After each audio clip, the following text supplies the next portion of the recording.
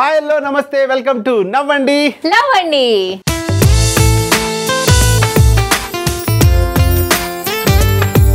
So ఈ రోజు కూడా కొన్ని లవ్ స్టోరీస్ మా దగ్గర రెడీగా ఉన్నాయి. ఏంటి నువ్వు ఈ రోజు హాట్ గా రెడీ చేసి వచ్చావు? నేను ఎప్పుడు హాట్ గానే ఉంటా కదా. సోది చెప్ప, హాట్ అంటే రెడ్ కలర్ వేసుకొని వచ్చావని. నాకు బేసిక్గా బ్లాక్ అంటే ఇష్టం. మరి రెడ్ ఎందుకు వేసుకున్నావు? నీకు ఇష్టమని. నాకు రెడ్ అని నీకు ఇష్టమని చెప్పాను. హాట్ అన్నావు కదా. హాట్ అన్నా, హాట్ అనలే. హాట్ అన్నావా? హాట్ కి తేడాగా మర్చిపోయా. సర్లే మన ఎవరికి ఇష్టమో ఎవరి కోసం వేసుకొచ్చావు. నాకు బ్లాక్ అంటేనే ఇష్టం, అందుకే వేరే చోట వేసుకొచ్చా.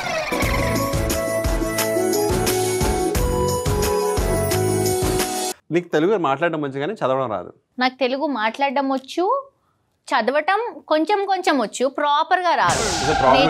ఈ అమ్మాయికి తెలుగు చదవడం వచ్చు, రాదు, మాట్లాడడం వచ్చు. నాకు ఇంగ్లీష్ రాయడం వచ్చు, మాట్లాడడం రాదు.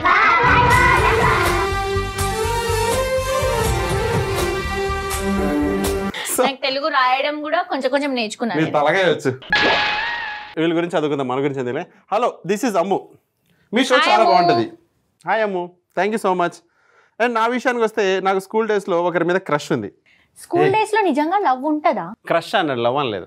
జనరల్ గా క్రష్ లవ్ అవన్నీ తెలుసా? అరే నేను నిజంగా చెప్పాలంటే ఈ స్టేజ్కి వచ్చినాక, అంటే ఇప్పుడు పెద్దగా అయిపోయినా కాబట్టి నాకు ఇప్పుడు కొన్ని ప్రాపర్ గా తెలుస్తున్నాయి.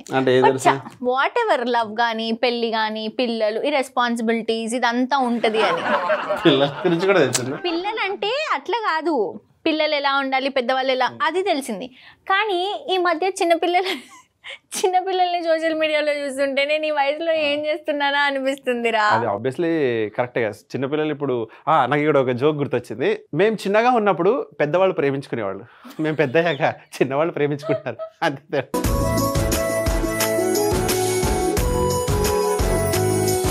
అంటే నాకు ఇంకా సెన్స్ రావట్లే, నేను చిన్నదాన్నా వాళ్ళు చిన్నోళ్ళ అర్థం కావట్లే. వాళ్ళకి ఇవన్నీ ఎట్లా తెలుస్తున్నాయి? ఇంకో జోక్ గుర్తొచ్చింది. మేము చిన్నగా ఉన్నప్పుడు పెద్దవాళ్ళు సంపాదించుకునేవారు, మేము పెద్దగా చిన్నవాళ్ళు సంపాదించుకుంటాం. క్రష్ అనే టాపిక్ వస్తే స్కూల్ లైఫ్ నుంచే స్టార్ట్ అయింది క్రష్ అనేది. Like school teacher. నీకెవరు నీ ఫస్ట్ క్రష్? నా ఫస్ట్ క్రష్ అంటే నాకు తెలిసి గుర్తులేదు. చెప్పు ఎవరో. నిజంగా మా స్కూల్లో ఒక అమ్మాయి అంటే నాకు చాలా క్రష్ ఉండేది. అమ్మాయి పేరు సుష్మా. అంతసేపు ఆలోచిస్తే ఇప్పుడు దొరికింది పేరు. ఇప్పటి వరకు నాకు సుష్మా అనే పేరే చెప్పలేను. అవునరా, 10th క్లాస్ లో ఉండేది సుష్మా క్రష్. అమ్మ ఎక్కడ ఉందో తెలియదు నాకు. క్రష్ నీకుందా? క్రష్ ఎవరు లేరు. నాకైతే స్కూల్లో కాలేజ్ లో ఆప్షన్ లేకుండే, మా ఇంట్లో వాళ్ళు తీసుకుపోయి గర్ల్స్ కాలేజ్ లో గర్ల్స్ కూడా పడేసి. గర్ల్స్ లో ఎవరు లేరా క్రష్? నేనేమన్నా తేడానా? అయితే ఇంటర్మీడియట్ లో కూడా గర్ల్సే. తర్వాత నేను ఆర్కిటెక్చర్ చేసినప్పుడు కో ఎడ్యుకేషన్. కానీ నాకు క్రష్, అబ్బాయిలో క్రష్ అంటే సందీప్ కిషన్ అనిపించేది. Hero Sandeep Kishan. Super. Express చేయాలంటే చాలా భయం, బట్ నా బెస్ట్ ఫ్రెండ్ తెలుసు నాకు తనంటే ఇష్టం. వన్ ఫైన్ డే తను వెళ్ళి నాకు తనంటే ఇష్టం అని చెప్పింది. మా అబ్బాయికి చెప్పినట్టుంది వీళ్ళ ఫ్రెండ్. ఆ అబ్బాయి నా ఫ్రెండ్కి ప్రపోజ్ చేశాడు. అంటే ఆ అబ్బాయికి ఈ అమ్మాయి అంటే క్రష్ ఏమో నాకు తెలిసి. తర్వాత ఏం జరిగింది చూద్దాం. దొంగ మొహంది ఓకే చెప్పేసింది. అప్పటి నుంచి నా ఫ్రెండ్తో మాట్లాడడం మానేసా. స్కూల్ ఫ్రెండ్స్ అంతా రీసెంట్గా గెట్ టుగెదర్ అయ్యి ఇవన్నీ మాట్లాడుకుని చాలా నవ్వుకున్నాం. అప్పుడు అలా అనిపించింది, కానీ ఇప్పుడు అవన్నీ స్వీట్ మెమరీస్. అదే రాయలేదు మరి, ఇన్ఫర్మేషన్ మొత్తం రాయాలి కదమ్మా, మాకు కూడా కంటెంట్ దొరికేది కదా. అప్పుడు నాకు ఏం సినిమా గుర్తొస్తుంది తెలుసా?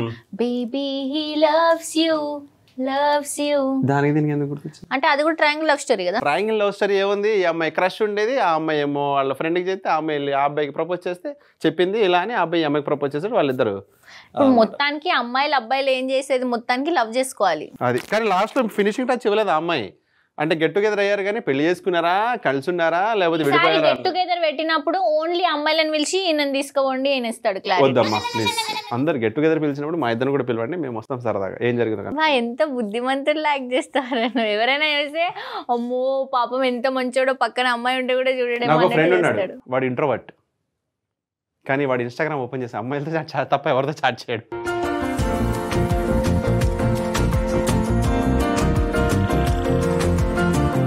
హలో గైస్, ఒక రోజు బస్ స్టాప్ లో వెయిట్ చేస్తుంటే సడన్ గా ఒక అందమైన అమ్మాయి వచ్చి ప్రపోజ్ చేసింది.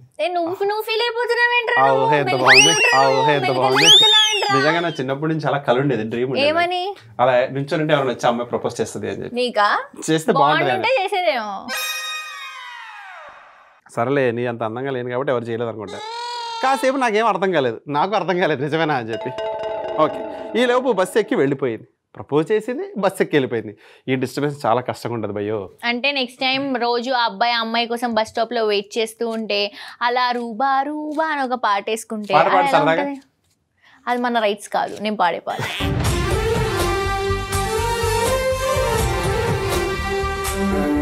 తర్వాత చాలా డేస్ చూశాను, మళ్ళీ కనిపిస్తుందేమో అని, but no use.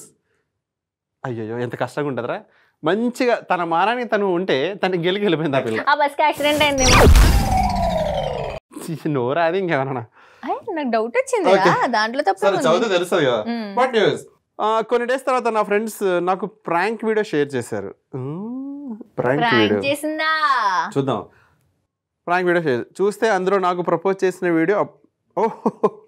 Prank video share చేశారు, చూస్తే అందులో నాకు ప్రపోజ్ చేసిన అమ్మాయి ఉంది, ఆ వీడియోలో ఉందంట. అంటే తినకి చేసిన వీడియో.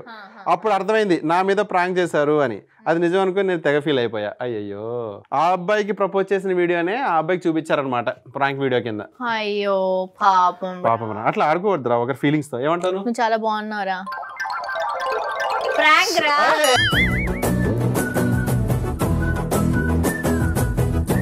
ఇంత తొందరగా చెప్తా, రేపు చెప్పాల్సింది. రేపు చెప్తే ప్రాంక్ ఎందుకు అవుతుందిరా? మరి ఆయనకి లేట్ గా చెప్పారు కదా, వెయిట్ చేయించి.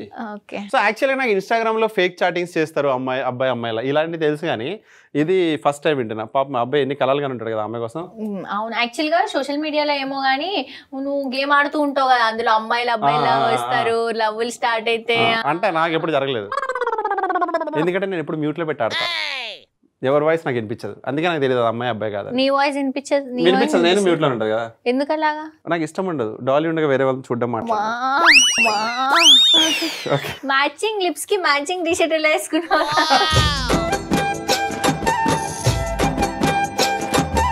ఇది లిప్ కేర్ రా, మొన్న కొన్నా 40 రూపాయలకి 4. బీట్రూట్ ఏమో అనుకున్నాను రా, సారీ. 40 రూపీస్కి 4 కొన్నా, అది కూడా కావాలా? వద్దమ్మా, నేను అంత కాస్ట్లీ వాడా. సరే, సో నెక్స్ట్ స్టోరీ కూడా రెడీ ఉంది డాలీ. ఏం స్టోరీ? Love story. ఎవరి లవ్ స్టోరీ? చూస్తే తెలుస్తుంది ఎవరితో. చదువుతా ఒకసారి, ఓకేనా? చదువు. హాయ్ గైస్, మిమ్మల్ని చూస్తే నాకు మమ్మల్ని చూసుకున్నట్లుంటది. అంటే డాలీ కరన్నా నేను బాగుంటా, వీడు సోసోగా ఉంటాడు, అదేనా? ఇప్పుడు అడిగారా వాళ్ళు? నేను అదేనా అంటున్నా, మనలాగే. అంటే నా పేరు ఆకాష్, నాకు బెస్ట్ ఫ్రెండ్ ఉంది, తన పేరు అను, తనే వాళ్ళ వైఫ్ అంట. ఇప్పుడు పెళ్లి చేసుకుంది కాబట్టి ఇప్పుడు ఆకర్షణి అయిపోయింది. ఏం చెప్పాడు ఆకర్ష్ పేరు ఆకర్షణి, అట్లయితే బాగుంది. ఏదో చదువుదా, ఏదో ఇంట్రెస్టింగ్ ఉంది. అంటే ఇది పాజిటివ్ వెళ్తా నెగిటివ్ వెళ్తే ఎలా చూద్దాము. ఓకే. మాది అరేంజ్ మ్యారేజ్. బెస్ట్ ఫ్రెండ్స్ ని మ్యారేజ్ చేసుకుంటే చుక్కలు చూపిస్తారు. వాళ్ళకి మనం చేసిన తీట పనులు చిల్లర వేషాలు అన్నీ తెలుస్తాయి కాబట్టి.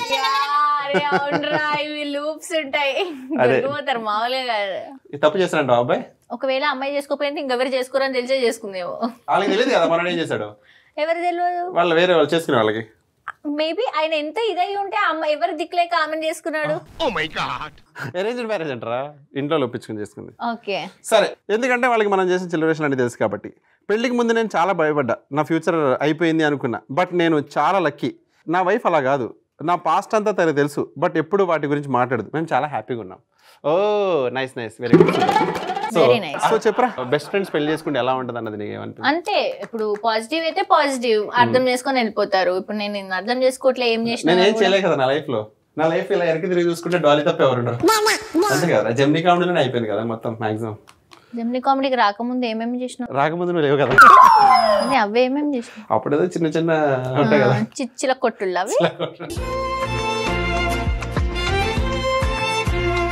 అదే బెస్ట్ ఫ్రెండ్స్ కాబట్టి సెట్ అయ్యారు, అందరూ అలాగే అర్థం చేసుకుంటారు కొంచెం. సో నాకు తెలిసి మీ లైఫ్ చాలా హ్యాపీగా ఉంది కాబట్టి మాకు కూడా చాలా హ్యాపీగా ఉంది, ఆకాష్ అండ్ అను.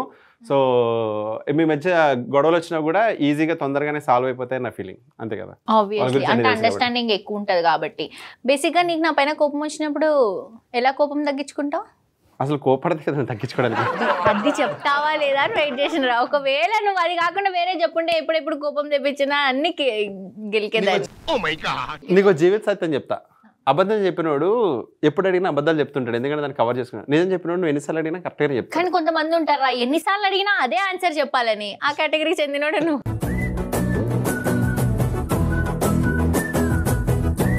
సో ఏంటి ఏంటి ఇంకో స్టోరీ ఏం స్టోరీ ఉంది? చదువుతా నన్ను ఇంప్రెస్ చేసే స్టోరీలు చెప్పు, నేను ఇంప్రెస్ అవ్వాలి.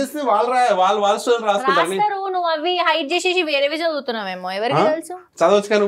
నాకు కూడా చాలా మంది లవ్ లెటర్స్ రాసే వాళ్ళు ఉంటారు.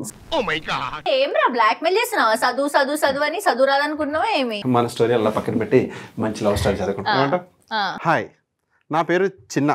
లవర్ లేదని నా ఫ్రెండ్స్ నన్ను ఏడిపిస్తున్నారు. ఎలా అయినా ఒక అమ్మాయిని సెట్ చేసుకోవాలని డేటింగ్ యాప్స్ అన్నీ సెర్చ్ చేసి చాలామంది అమ్మాయిలకి మెసేజ్ చేశా. బట్ ఒక్కరు కూడా రిప్లై ఇవ్వలేదు. కానీ ఇంకో నిజం చెప్పాలా చిన్న, నీకు ఒక మంచి అడ్వైస్ ఇస్తున్నా. ఈ చిన్న కాదు, నీకు ఒక మంచి అడ్వైస్ ఇస్తున్నా చిన్న. Single life, solo life best.